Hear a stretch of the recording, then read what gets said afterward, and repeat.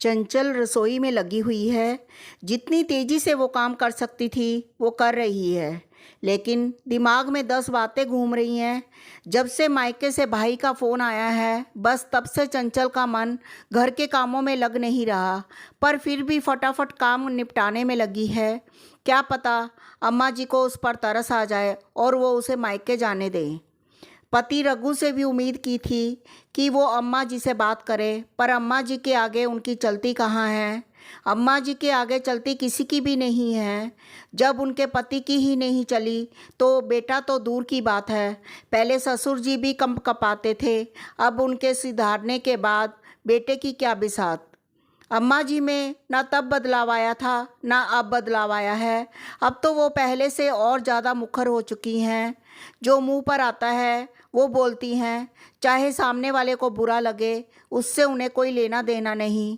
अम्मा जी इस घर की मुखिया नहीं, इस मकान की मुखिया हैं, क्योंकि उन्हें अपने घर से ज़्यादा अपने मकान से लगाव है। वो क्या है ना कि घर तो सदस्यों से बनता है, पर अम्मा जी को सदस्यों से लगाव नहीं। उन्हें तो अपने इस ईंट गारे के 2 कमरे के मकान से लेना देना है। ले देकर घर में 4 जीव हैं, अम्मा जी, बेटा रघु, उसकी पत्नी चंचल और एक पोता मनु, जो अभी सिर्फ 5 साल का है। बेटा बहू उनकी सेवा में कोई कमी नहीं छोड़ते, लेकिन उसके बावजूद वो ताने देने में कोई कसर नहीं छोड़ती। उन्हें लगता है कि ये लोग उनकी सेवा भी सिर्फ मकान के लिए कर रहे हैं।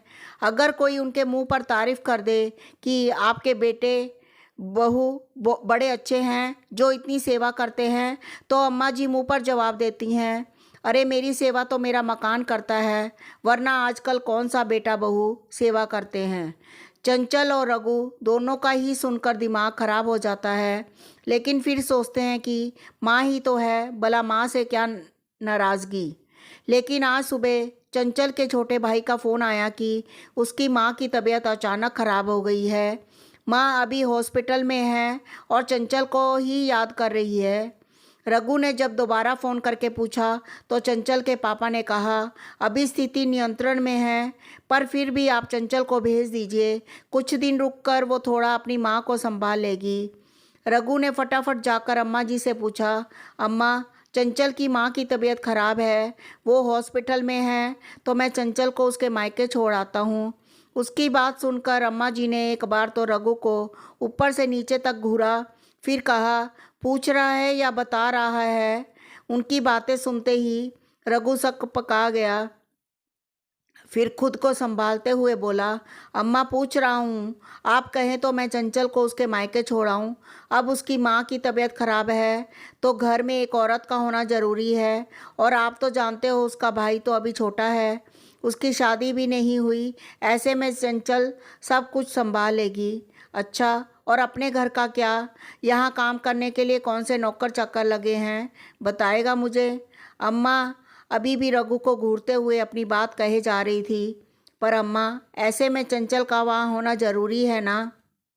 रघु ने एक बार फिर कोशिश की, हाँ तो उसकी माँ के लिए मैं नौकरानी बन जाऊँ, कोई ज़रूरत नहीं है जाने की। उससे कहो घर का काम करे, घर संभालेगी ये, खुद का तो घर नहीं संभल रहा है इनसे, मायके का घर संभालेगी। उसके आगे रघु कुछ कह नहीं पाया और चंचल चुपचाप रसोई में अपने काम में लग गई। थोड़ी देर बाद देखा तो पड़ोस वाली जमुना काकी अम्मा जी से मिलने के लिए आई और आकर अम्मा के पास सोफे पर विराज गई। और वो जी क्या हो रहा है, आजकल तो नज़र ही नहीं आती हो, लगता है बहू से बहुत सेवा करवा रही हो। अरे काहे की सेवा, आजकल की कामचोर बहुओं से कोई सेवा होती है क्या? बस मायके जाने के लिए ना कह दो तो मुंह सूज जाता है। अरे क्या हो गया, चंचल तो ऐसे है ही नहीं भौजी, वह तो आपकी बड़ी सेवा करे हैं, वो क्या मेरी सेवा करेगी, मेरी सेवा तो मेरा ये मकान करता है, इसी के लालच में करती है सब कुछ, वरना आज निकाल बाहर करे मुझे। अम्मा जी ने तुनकते हुए कहा। ये बात अंदर चंचल को भी सुनाई दे रही थी। एक तो पहले से उसका दिमाग खराब हो रखा था, ऊपर से अम्मा जी की बात ने आग में घी का काम किया। चंचल सीधे अपने कमरे में गई और जाकर सामान पैक करने लगी। थोड़ी देर बाद जब जमुना काकी अपने घर चली गई तो चंचल अपने सामान के साथ बाहर आई। उसे देखते ही अम्मा जी ने उसे डांटते हुए बोली, कहाँ जा रही है तू? अभी सुबह तो मना किया था तुझे। अम्मा जी, मैं अपनी माँ के पास जा रही हूँ, अपने मायके। मेरी माँ को, मेरे पापा को मेरी ज़रूरत है। मायके जाने से पहले याद रख, तू इस घर की बहू है। इस घर का काम कौन करेगा? रोटी कौन तैयार करेगा? चंचल अम्मा जी की तरफ मुड़कर मुस्कुराई और बोली, अम्मा जी, अपने मकान से कहिए रोटी बनाकर दे दे।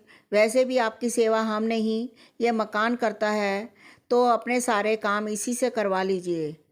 अम्मा जी ने गुस्से से रघु की तरफ देखा तो रघु ने चंचल की तरफ देखा।